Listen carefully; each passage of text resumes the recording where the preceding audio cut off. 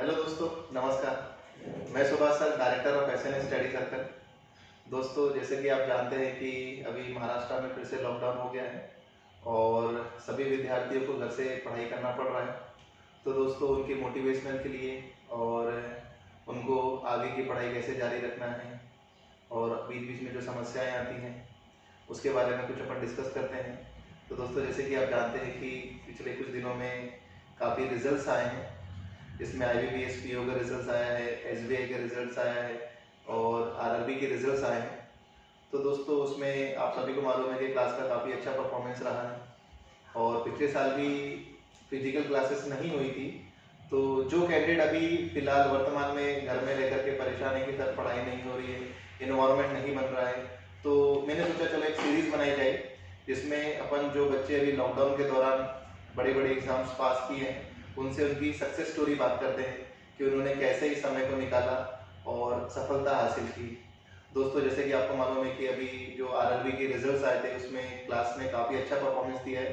हर साल की तरह इस साल भी पुराने रिकॉर्ड तोड़े गए हैं। इस साल कुल मिलाकर के 22 विद्यार्थी अपने यहाँ से RRB PO में सेलेक्ट हुए थे और इस साल IBPS PO का भी काफ़ी अच्छा रिजल्ट आया। इसमें अपने यहाँ से 16 विद्यार्थी फाइनल हुए हैं और SBI में 5 विद्यार्थी PO में फाइनल हुए। तो दोस्तों, उनमें से ही 2 कैंडिडेट आज अपने साथ बैठे हुए हैं जो अपनी जर्नी अपने साथ शेयर करेंगे। तो दोस्तों, चलो डायरेक्ट उनसे मिलते हैं, उनसे बात करते हैं, उनकी जानकारियाँ लेते हैं। तो सबसे पहले अपन बात करते हैं निकितेश से। Nikitesh, good morning. Good morning sir. Are you feeling nervous? Little bit sir. थोड़ा नर्वस फील कर रहे हैं?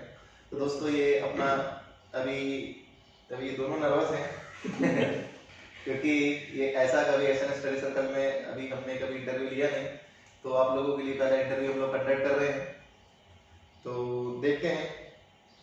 तो निकेश, आपका जो है एजुकेशन क्या है, सबसे पहले मुझे बताइए। सर मेरा ग्रेजुएशन हुआ थोड़ा लाउड बोलने का अच्छा रहेगा।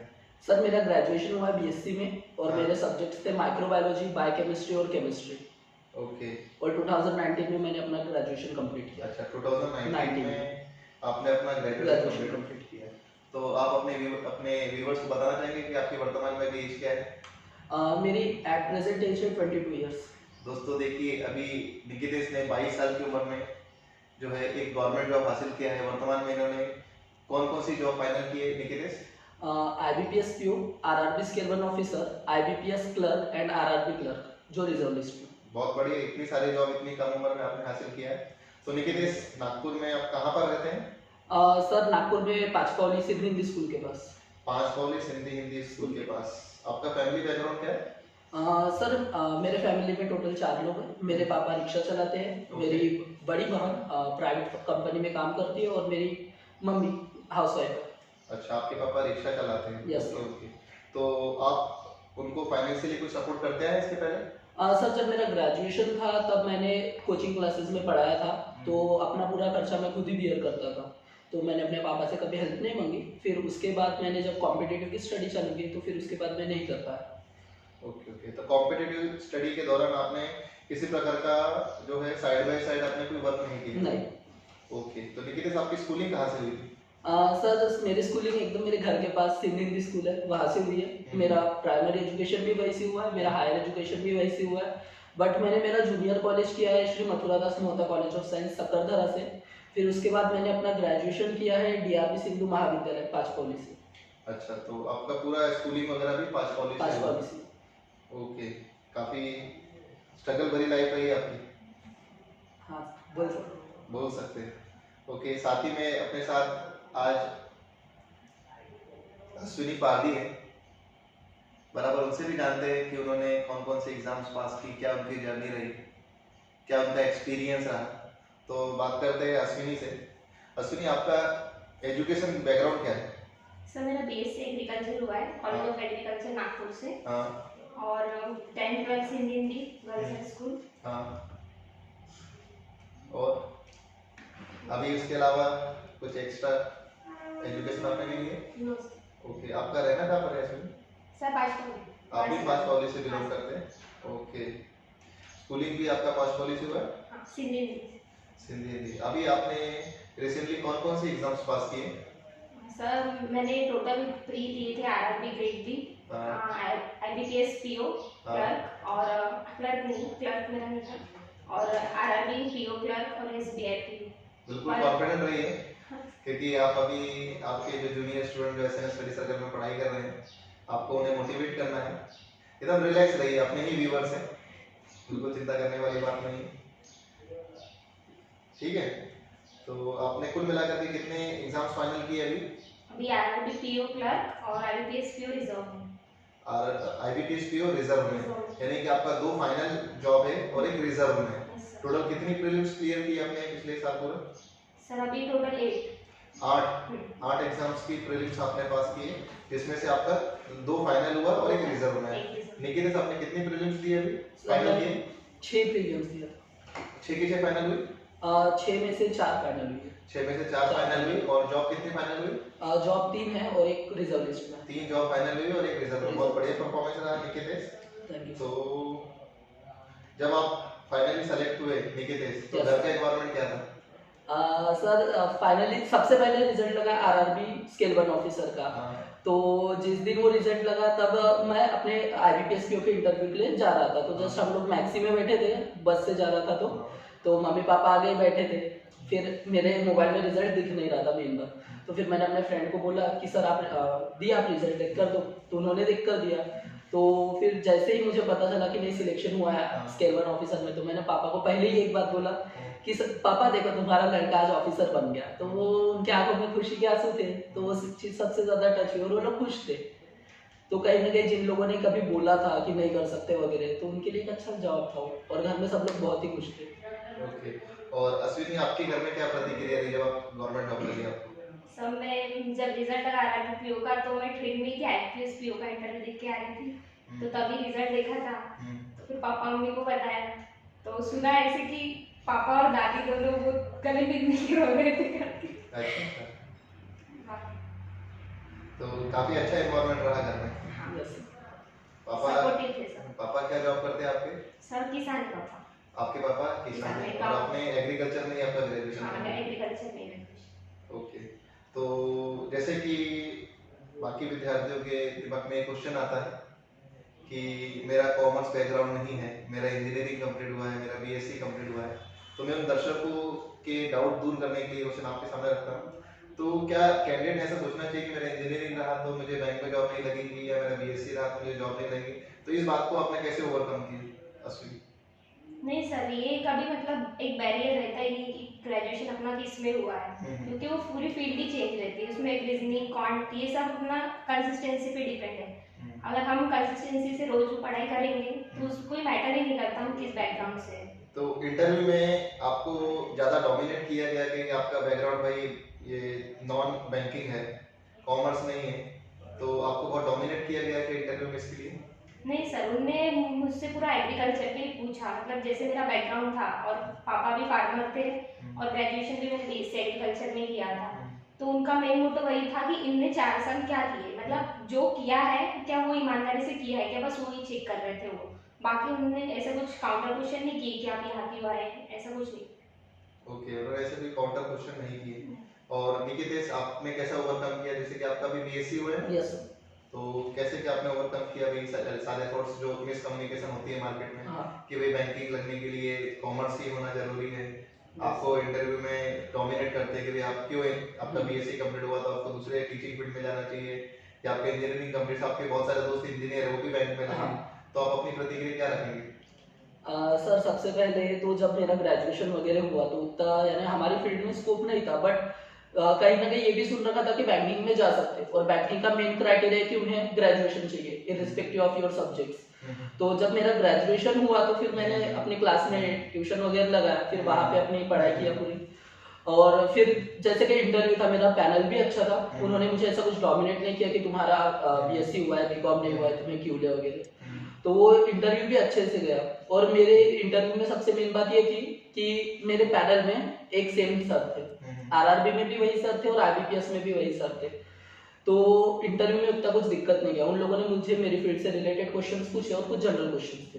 तो निकितेश आपकी इंटरव्यू की जर्नी का हिस्सा हम लोग भी रहे हैं। Yes sir. तो जैसे कि आपने डिस्कस किया था कि ऐसे बहुत सारे बच्चे होते हैं कि उनका एट ए टाइम दो जॉब फाइनल होती है, तो इंटरव्यू में से क्वेश्चन पूछते हैं कि अगर आपका आरआरबी में फाइनल हुआ है और आपका आईबीपीएस पीओ में भी फाइनल हुआ है और आप उस समय आरआरबी के इंटरव्यू देने के लिए जा रहे हैं, बराबर? Yes sir. एक सिचुएशन आपकी बनी थी। हाँ तो उस समय बहुत सारे इंस्टीट्यूट में बताया जाता है कि नहीं आप ऐसा बोलो वैसा बोलो, तो उस समय आपने निकित कौन सी प्रतिक्रिया में सच बोला था या झूठ बोला था? सर मैंने वहाँ पे जाकर सच बोला था कि उन लोगों ने सबसे पहले मेरा यही क्वेश्चन पूछे थे कि आपका पहला इंटरव्यू है क्या, मेरा इंट्रोडक्शन वगैरह पूछने के बाद। हाँ। तो मैंने उनको बोला था कि नहीं सर, मैं क्योंकि एक सर ऑलरेडी थे वहाँ पे, मैं उनको पहचान गया था। तो फिर मैंने उन्हें बोला कि नहीं सर, इसके पहले आरआरबी पीओ भी दिया हो।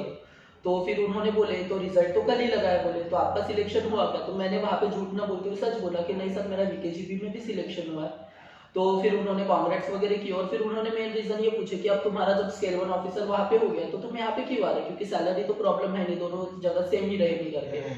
तो फिर मैंने उन्हें बड़े जेन्युइनली आंसर दिया कि सर वहाँ पे प्रमोशन पॉलिसीज आईबीपीएस में ज़्यादा है एज कम्पेयर टू अदर, और मेरे जो आंसर्स थे वो उनसे बहुत ज़्यादा सेटिस्फाइड थे। तो और फिर इस वजह से उन्होंने मुझे आरआरबी स्केल 1 ऑफिसर में इंटरव्यू में जितने मार्क्स ना देते हुए आईबीपीएस पीओ में थोड़े ज़्यादा मार्क्स मिले एज कम्पेयर टू।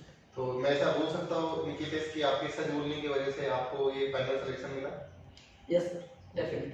और अश्विनी, आपकी क्या प्रतिक्रिया रहेगी इस तरह के क्वेश्चन में?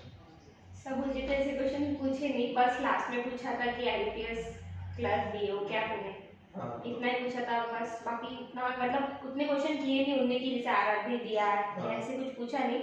बस उनका मेन फोकस था कि एग्रीकल्चर से है तो इससे वही क्वेश्चंस, मतलब पूरा एग्रीकल्चर बेस्ड इंटरव्यू था मेरा। अच्छा अश्विनी, तो फिर बच्चों में इंटरव्यू की तैयारी कैसे करनी चाहिए? आपका क्या एक्सपीरियंस रहा इंटरव्यू की जर्नी में? आपने दो इंटरव्यू दिए हैं अभी फिलहाल, और उसमें से एक रिजर्व में है और एक फाइनल है। हाँ सर, मुझे ऐसा लगता है कि जहाँ पे हमने क्लास लगाई है एटलीस्ट उन पे बिलीव करना चाहिए। मतलब जैसे लगी है क्लास, उसके बाद इधर उधर ना घूमते हुए उन सर पे भरोसा किया हमने और उसका प्रिपरेशन किया तो डेफिनेटली अपना सिलेक्शन होता ही है। तो इंटरव्यू में क्या क्या प्रिपरेशन किया आपने, कैसे क्या आपकी जर्नी रही? सर पूरे जितने से जितने ज़्यादा मार्क्स ले सकते हमने वो किया, और सर में भी आपने बहुत मदद की जैसे मॉक्स लिए। Okay okay. और निकितेश, आपकी क्या राय रहेगी बच्चों के इंटरव्यू से रिगार्डिंग? सबसे पहले तो भले ही अगर प्रिपेयर नहीं होगा तो खुद पे कॉन्फिडेंस रखो कि एटलीस्ट अगर तुम कॉन्फिडेंट हो तो वहाँ पे कोई भी सिचुएशन दे हैंडल हो सकती है। कभी अपन बेसिक्स पे क्वेश्चंस पे इतना ध्यान देते कि अपन बाकी पर्सनल जो प्रैक्टिकल क्वेश्चंस रहते हैं उन पे ध्यान नहीं देते। तो कभी कभी ऐसा इंटरव्यू होता है कि पूरा सिर्फ प्रैक्टिकल क्वेश्चंस देते हो कि अगर ऐसी सिचुएशन बेस्ड क्वेश्चन रहते हैं तो उनसे टैकल करने के लिए सबसे पहले तो खुद में कॉन्फिडेंस होना चाहिए। अगर कॉन्फिडेंट रहे तो अपन वहां जाके इंटरव्यू अपना खुद बना सकते हैं। ओके, तो एक ऐसा मिथ्स जो बच्चों के दिमाग में आता है कि अगर अपन आईबीपीएस पीओ का इंटरव्यू देने जाते हैं या आरआरबी का इंटरव्यू देने के लिए जाते हैं, ऑफिसर की पोस्ट होती है, यस सर। तो क्या वहां पर जाकर के इंग्लिश में बात करना जरूरी होता है? नो सर, मेरा आरआरबी पीओ का इंटरव्यू जो था वो मराठी और हिंदी में हुआ था, और आईबीपीएस पीओ का इंटरव्यू स्टार्टिंग इंग्लिश में हुआ था बट बाद में हिंदी में हो गया था ट्रांसफर। तो अगर अपन हिंदी में बोलते हैं तो आपके सिलेक्शन में कोई फर्क नहीं पड़ता है? नो, नहीं सर। आपकी क्या प्रतिक्रिया है हिंदी और इंग्लिश से रिलेटेड? सर मेरा आईबीपीएस पी और आरआरबी पी दोनों इंटरव्यू मराठी में हुए थे। ओके, तो ऐसा इंग्लिश रहना नहीं, कंपलसरी इनमें है? कुछ पहले नहीं देते हैं, और अगर जैसे किसी का इंटरव्यू इंग्लिश में स्टार्ट भी होता है तो फ्रीली बोल रहे थे कि आप जिसमें कंफर्टेबल हो उसमें बोल सकते हो, ऐसा कुछ बैरियर नहीं था। तो दोस्तों, मैं आपके साथ एक बात क्लियर करना चाहता हूँ, क्योंकि कई बार हम लोग क्लासरूम में बोलते हैं कि आपका इंग्लिश नहीं रहा तो भी आप फाइनल कर सकते हैं, लेकिन कई बार बैकअप के साथ अगर ये चीज़ें बोली जाए तो काफ़ी अच्छा होता है। तो दोस्तों, देख रहे हैं कि आपके सामने दो सेलेक्टेड कैंडिडेट हैं और उनके और भी दोस्त जो इस साल आरआरबी में 23 बच्चे फाइनल हुए थे और आईबीपीएस में 16 फाइनल हुए थे, सभी सेम बैकग्राउंड के थे और सभी का सेम बैच है। उनके साथ भी उनकी जर्नी हम आगे चल करके डिस्कस करेंगे। तो उन लोगों से मेरे को ये फीडबैक मिला है कि सर लैंग्वेज उतना इंपॉर्टेंट नहीं होता है, आप किस कॉन्फिडेंस से आंसर देते हो, आपका बॉडी लैंग्वेज क्या है, उस पर आप लोगों को वर्क करना जरूरी है। अगर साइड बाय साइड अगर आप इंग्लिश बढ़ाना चाहते हैं, इंग्लिश को अच्छा करना चाहते हैं, तो आपका प्लस पॉइंट होता है। ओके, तो निकेतेश, यस सर। आपने एसएनएस में आपकी जर्नी कब स्टार्ट की थी? सर 17 जुलाई 2019। 17 जुलाई से आपने Yes, एसएनएस में अपनी जर्नी स्टार्ट की थी। और आपने? सर 17। आप दोनों सेम बैच के हो? Yes, sir. Okay okay. तो जैसे कि सभी जानते हैं कि 2020 में मार्च से लॉकडाउन लग गया था, यस सर। तो आपका कोर्स उस समय कंप्लीट हो गया था? Yes sir. Okay, test series चली। टेस्ट सीरीज आपको चालू है? Okay okay. तो जैसे कि आप लोगों को एसएनएस का बैकग्राउंड तो मालूम है कि भाई टेस्ट सीरीज बहुत जबरदस्त होती है, यस लगातार 6-7 घंटा मेहनत करा करके लेते हैं, और आप लोग भी उसी चीज से डिपेंडेबल थे कि यस भाई आपसे रेगुलर मेहनत करवा करके ले ली जा रही थी, आपसे पूरा फीडबैक लिया जा रहा था, रोज आपसे कम्युनिकेट किया जा रहा था। लेकिन ऑल ऑफ अ सडन एकदम से लॉकडाउन लग गया और आप लोगों को ये सारी सर्विसेज बंद हो गई, क्योंकि 6-7 घंटा कंटिन्यूस क्लास में पढ़ने में और घर के एनवायरनमेंट में पढ़ने में काफी डिफरेंस होता है। यस तो अश्विनी और आप दोनों ने कैसे कैसे इसको मैनेज किया कि भाई घर में लॉकडाउन था और कैसे अपने आप को मोटिवेट किया के लिए? सर सबसे पहली बात है कि जब लॉकडाउन हुआ तो उसके बाद ही हमारे यानी आप लोगों ने हमें सपोर्ट करना चालू किया, आपने ऑनलाइन टेस्ट सीरीज वगैरह प्रोवाइड की, तो कहीं ना कहीं वो चीज़ जो अदर क्लासेस में नहीं थी और अपने क्लास में हुई ऑनलाइन टेस्ट सीरीज वाली, तो उससे हमें बहुत ज़्यादा हेल्प मिली, क्योंकि कहीं ना कहीं वहीं पे हमारा स्कोर बहुत ज़्यादा बढ़ा, वहीं पे कॉन्फिडेंस बिल्डअप हुआ online test series mock test देते देते, और उसी का असर है कि हमारे सारे प्री और मेंस निकले। अश्विनी, जैसे आपके बारे में मैंने संजय सर से सुना कि जो अभी लास्ट ईयर अपने जो लॉकडाउन हुआ उसमें जो ऑनलाइन टेस्ट सीरीज रही उसमें आप लगातार परफॉर्म करते रहे, आपने एक भी छुट्टी नहीं ली, निकेतिश ने एक भी छुट्टी नहीं ली, तो आप काफी वहाँ पर डेडिकेटेड स्टूडेंट रहे, बराबर है? तो अभी लॉकडाउन फिर से लग गया है और बच्चों के लिए सेम समस्या सामने आ खड़ी है, तो उन बच्चों ने भी क्या करना चाहिए, कैसे इसको ओवरकम करना चाहिए, कैसे घर में एनवायरनमेंट बनाना चाहिए, आपने कैसे एनवायरनमेंट बनाया, थोड़ा गाइड करेंगे? सर मुझे ऐसा लगता है कि ये जो टाइम था जो लॉकडाउन का, वो सबसे बेस्ट टाइम था अपनी वीकनेस को पॉजिटिव इसमें कन्वर्ट करने का। जैसे मेरा वीक पॉइंट इंग्लिश था, तो मैंने पूरे लॉकडाउन में उसी को बढ़ाने की कोशिश की और उसी के कारण है कि मेरे रिजल्ट भी आए हैं। और जीए भी पूरा वीक था, तो उससे मैंने उसको पूरा कवर कर दिया लॉकडाउन में। तो वो एक, अगर लॉकडाउन नहीं रहता तो काश शायद मतलब इतना रिजल्ट पॉजिटिव आता भी नहीं। तो एक पॉजिटिव ये है, और अभी भी जैसे है, अभी लॉकडाउन चल रहा है, तो हम इसको पॉजिटिव भी कर सकते हैं, अपने बेनिफिशियल बना सकते हैं अगर कुछ चाहिए तो, अगर कंसिस्टेंटली पढ़ाई किए तो होता है। नहीं, आपका आंसर बिल्कुल बराबर है कि भाई आपको अपनी वीकनेस को स्ट्रेंथ में बनाना है, लेकिन बच्चों की प्रॉब्लम ये रहती है कि सर घर में इन्वायरमेंट नहीं बन रहा है, अब उस इन्वायरमेंट को आपने कैसे मैनेज किया? वो मतलब खुद को मोटिवेट करते रहना पड़ेगा, अभी जैसे करना है और होता है सर। वो जैसे आपने आरआरबी के पहले एक वीडियो डाला था मोटिवेशनल, तो हम उसको देखते थे थोड़ा, मतलब फिर मैसेज भी डालते थे ग्रुप में, थोड़ा थोड़ा छोटे छोटे मोटिवेशंस, तो उससे खुद को मोटिवेट करते रहना पड़ता है। अच्छा, तो आप उस वीडियो को देखकर के हाँ। मोटिवेट होकर के पढ़ाई करते थे? ओके, तो क्लास में पढ़ाई करने में और घर में पढ़ाई करने में क्या फर्क पड़ता है निकेतिश? सर ऑनेस्टली स्पीकिंग अगर क्लास में कर रहे हैं तो थोड़ी सी ज़्यादा होती है एज कम्पेयर टू अगर घर में कर रहे हैं तो, क्योंकि घर में अपने फ्रेंड्स वगैरह नहीं होते और क्लास में रहे तो अपन एक दूसरे को देखकर कम्पीट करना चाहते हैं। अगर आगे वाला 4 घंटे पढ़ रहा है तो अपन थोड़ा और ज़्यादा 4.5 पढ़ेंगे, और ऐसा करते तो थोड़ी ज़्यादा पढ़ाई होती। बट जैसे घर में कर रहे हैं तो अपने को सिर्फ मार्क्स पता चल रहा है और ये भी नहीं पता चल रहा कि आगे वाला कैसे कर रहा है, क्या कर रहा है, कितना ब्रेक ले रहा है। तो अगर अपन क्लास में करते तो फायदा है कि अपन अच्छे से कर सकते हैं, लेकिन घर में अगर कर रहे हैं तो ये नहीं कि अब उसके भी डिसएडवांटेज है। घर में कर रहे हैं तो इसका मतलब ये है कि अपन खुद के ऊपर ज्यादा एनालिसिस कर सकते हैं कि मैं कितनी देर खुद से कर सकता, मैं कितनी एक्यूरेसी के साथ कर सकता, या मैं खुद अपने काम के लिए कितना हॉनेस्ट हूँ करके। तो अश्विनी, एसएनएस की टीम ने आपकी जर्नी में किस तरह से रोल प्ले किया? सब बहुत बड़ा हाथ है एसएनएस का, अगर वो नहीं होता तो शायद मेरे रिजल्ट इतने आते नहीं। मतलब जो डेली टारगेट्स थे, और उससे इम्पोर्टेंट कि लास्ट में हमारे जब टॉपर्स निकलते थे उसके बाद जो आप हमें मोटिवेट करते थे, तो कभी कभी ऐसा लगता था कि नहीं ये सब सिर्फ मुझे ही बोल रहे हैं, ये सिर्फ मेरे लिए ही है, ऐसा लगता था, मतलब नहीं कुछ करना है। जब कभी कभी डीमोटिवेट भी फील करते थे, अरे यार अभी क्लर्क भी लग गई तो कर लेंगे, ऐसा लगता था। लेकिन नहीं, फिर लॉकडाउन के बाद जैसे क्लास स्टार्ट हुई, फिर आप थोड़ा मोटिवेट करने लगे, फिर नहीं नहीं पीओ ही बनना है।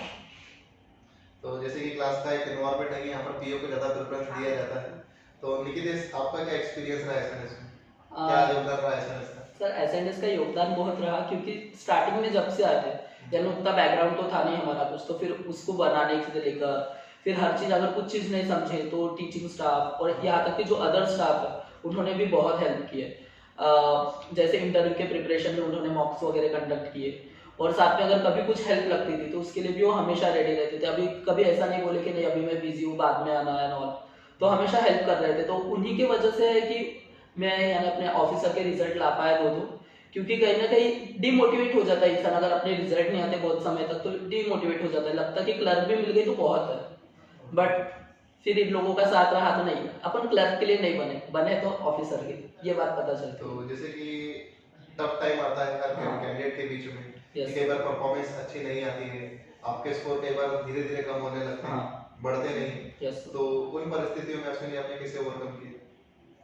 सर तब ऐसे लगता था बस अब तो कुछ करना है। और जैसे संदेश सर और आपने, बस आपका ही मोटिवेशन, रोज वो टॉपर निकलने के बाद की जर्नी, बस वो लास्ट के 15-20 मिनट उसी के कारण हुआ है जो भी हुआ है आज। तो मैं ऐसा कह सकता हूँ दोस्तों कि जैसे कि हर बच्चे कहीं ना कहीं टेक्निकली बहुत स्ट्रांग होते हैं, रीजनिंग, मैथ्स, बाकी सारी चीज़ें बहुत अच्छे होते हैं, तो आपके सामने ये दो कैंडिडेट बता रहे हैं कि सफलता के लिए टेक्निकल चीज़ें तो बहुत ज़रूरी है, लेकिन साथ ही साथ जीतने की इच्छा बहुत ज़रूरी है।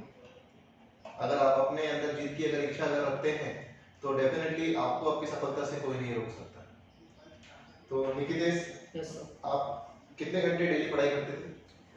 सर क्लास में अपनी क्लास ही 4 से 5 घंटे की होती थी, फिर उसके बाद 4 से 5 घंटा हम लोग ग्रुप स्टडी करते थे और घर जाके 1.5 आवर सफिशिएंट होता। ओके, आपको फिर अदर कोई दूसरा कोई ज्वाइन करने की जरूरत पड़ी? नहीं आपने ऐसे कोई अदर कोई दूसरी चीजें ज्वाइन नहीं? नहीं। ओके, और आपने अश्विनी? नहीं सर, हम सुबह 7 बजे आते थे यहाँ पे और शाम को 7 बजे जाते थे वापस। ओके, इसमें एक नारा भी सुने था मैंने, एसएमएस में कुछ ऐसी था, हाँ। क्या नारा था वो? एसएमएस का नारा सुबह आ रहा और शाम को जा रहा। एसएमएस का बस एक ही नारा, सुबह आ रहा और शाम को जा रहा। तो एसएमएस में रहकर के आपको क्या मोटिवेशन मिलता है? एक आध कुछ संदेश सर, सुभाष सर की जो आप रोज की स्पीच सुनते हैं, ऐसी कोई बात दोनों सरों की जो आपको याद हो? अश्विनी, एक एक बात तो याद बताना चाहिए। सर संदेश सर हमेशा बोलते कि मतलब छोटा मत सोचो कभी भी, हाँ। बड़ा सोचो। अभी भी लगे हैं लेकिन 50 मत, 1 लाख का प्रोडक्ट बनो, सर वही बोलते हैं। और अभी हमारा नेक्स्ट टारगेट वही है कि थोड़ा कुछ आगे करना है, यानी कि लो इसी में ही नहीं रुकना है। अच्छा, लो एम इज क्राइम। हाँ, और दूसरा? और सर कंसिस्टेंट रहो खुद से। ये एक संदेश सर के हो गए, अब सुभाष सर। सुभाष सर भी बोलते हैं कुछ भी हो जाए पीओ ही बनना है, क्लर्क की तरफ जाना है। और निकितेश, संदेश सर, सुभाष सर दोनों बोलेंगे एक ही बात है, आप बता सकते हैं बच्चों को? सर दोनों भी यानी उतनी तो एग्जैक्ट याद नहीं आ रही है, बट एक ही चीज है कि अगर तुम कुछ बन रहे हो तो ऐसा बनो कि आगे वाले अपने को भी बोलने के लिए अच्छा लगे। जैसे अगर क्लर्क बन रहे हो, ऑफिसर बन रहे तो ऑफिसर बोलने में ज्यादा वेटेज रहता है, तो हमेशा यानी कुछ अच्छा सा करो। तो दोनों सर यही हमेशा मोटिवेट करते हैं कि तुम ऑफिसर बनो, ऑफिसर के लिए हो, क्लर्क बनने के लिए यहाँ पे नहीं आए हो वो। तो दोनों सर आपको ऑफिसर बनने के लिए ज्यादा मोटिवेटेड करते हैं? Yes sir. तो जिससे क्या जानते हैं कि 1 साल के अंदर आप लोग अभी ऑफिसर बन चुके हैं, बराबर है? Yes, sir. तो जैसे कि देखते हैं कि आज का syllabus day by day tough होते जा रहा है, हाँ। रीजनिंग के पजल्स, डीआई वगैरह काफी टफ होते हैं, यस तो इनको सॉल्व करने के लिए आपकी क्या स्ट्रेटेजी थी अश्विनी? स्ट्रैटेजी तो सबसे पहले बेसिक ही रहता है इम्पोर्टेंट। जैसे सर बोलते हैं कि जितना भी मैथ्स हम कर रहे हैं हार्ड से हार्ड, लेकिन जो बेसिक है जैसे अपने स्क्वायर क्यूब टेबल्स है, अगर हमें वही याद नहीं रहेंगे तो कितना भी हमें डिफिकल्ट लेवल सीख ले पर कोई मतलब का नहीं रहेगा, क्योंकि लास्ट टाइम पे हमारा बेसिक ही काम करता है वहाँ पे। तो हमें ऐसा लगता है मुझे कि बेसिक इंपॉर्टेंट है, हाई लेवल आ ही जाता है। और जितने हम मार्क्स देंगे, यहाँ पे टेस्ट सीरीज होती है, जितना देते हैं टेस्ट सीरीज वो सफिशिएंट रहता है। तो अश्विनी, एग्जाम क्लियर करने के लिए कंसिस्टेंट रहना बहुत जरूरी है? Yes sir. और कुछ बच्चे जैसे बोलते हैं सर पेपर रिपीट हुआ, ऐसा हुआ, उस समय आप क्या सोचते थे? नहीं सर, वो एक मुझे ऐसा लगता है वो हमारे चैलेंज है, क्योंकि हमने अगर वो पेपर दिया है पहले तो नेक्स्ट टाइम हमें उसमें ज़्यादा मार्क्स लाने चाहिए, ज़्यादा एक्यूरेसी के साथ। तो एक चैलेंज ही रहता है। ओके, और निकितेश आपकी क्या प्रतिक्रिया रहती है इस क्वेश्चन पे? सर उसमें यही रहता है, सबसे पहले तो अगर अपन ने पहले से दिए तो अपने को ज़्यादा मार्क्स ही चाहिए वही। अगर नहीं दिया रहा, अगर नया रहा तो ठीक है, कम आए तो भी चलता, लेकिन अगर अपना दिया हुआ है, अपन ने उस पर अगर प्रैक्टिस किए तो मैक्सिमम कोशिश रहती है कि अच्छे मार्क्स आए उसमें। ओके, मैक्सिमम कोशिश रहती है कि अच्छे मार्क आए। हाँ। तो अभी आगे अपने जो बच्चे अभी तैयारी कर रहे हैं Yes, sir. आने वाले एग्जाम्स के लिए, तो उन लोगों को अगर कोई मैसेज देना चाहे तो आप लोगों के मैसेज क्या होंगे अश्विनी? सब बस कंसिस्टेंट रहो, खुद से मतलब कुछ ये मत करो, खुद से बेईमानी नहीं करना कभी भी, ईमानदार रहो खुद से। और क्लास में जो बता रहे बस वो कर रहे डेली बेसिस पे, तो कहीं जाने की जरूरत नहीं है। आपका जीवन में भी अगर मोटिवेशनल थॉट्स हो तो एक आध शेयर कर सकते हैं?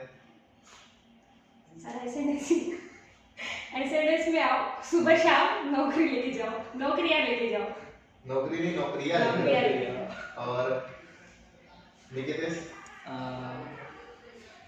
सर सबसे मेन बात है कि अगर अपन ने क्लास लगाया है तो वहाँ के टीचर्स पे अपने को अपना ट्रस्ट रखना मेन बात है। अगर अपन क्लास लगा रहे हैं लेकिन आगे वाले बंदे पे ट्रस्ट नहीं कर रहे तो कहीं नहीं वो खुद से भी बेईमानी होती है और अपने माता पिता का जो पैसा है वो भी वेस्ट करना होता है। तो जो अपना स्टाफ है, जो अपने फैकल्टी है, उन पे ट्रस्ट रखो, खुद के एफर्ट्स पे ट्रस्ट करो, तो अपने को सफलता मिलेगी।